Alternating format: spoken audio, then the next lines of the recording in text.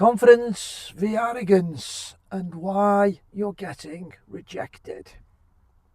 So you smash the interview, then nothing. No email, no phone call, not even any feedback. What went wrong? Unfortunately, the truth is that you probably sounded arrogant, not confident. But can we fix it? Here, I'll show you how you can fix it.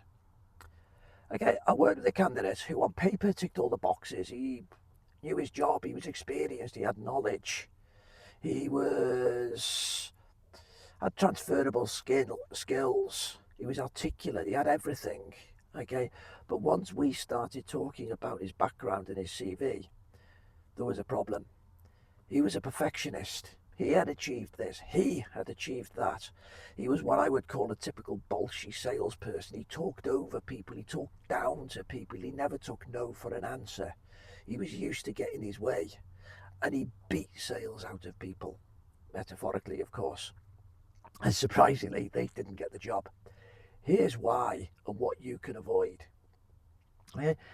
Interviewers want confidence, not arrogance. And interviewers can identify the difference between confidence and arrogance.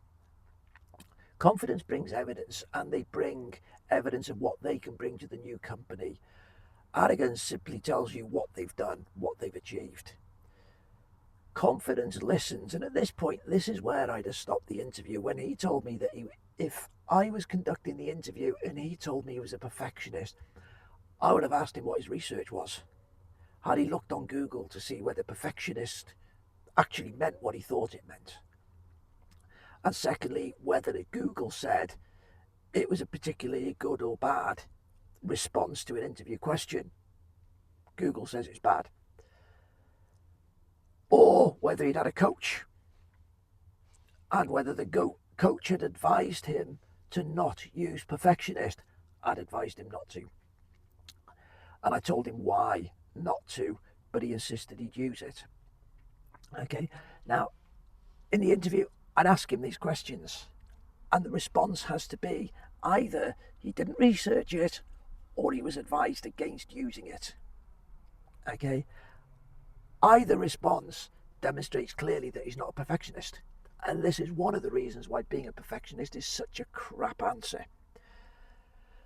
But it also demonstrates that he doesn't listen, therefore he's arrogant, not confident. Okay, confidence brings something to the table. It brings something to the new company. It tells the company what they've done in the past and how that's going to translate into the new company. Arrogance doesn't. Confidence is a team player, and we'll see a little later, confidence knows the difference between I and we and how to use them. So instead of saying, I achieved this, say, I led a team and we successfully landed the contract. I was part of this team and this is what we achieved. Interviewers are thinking beyond the actual responses. They're thinking a lot deeper.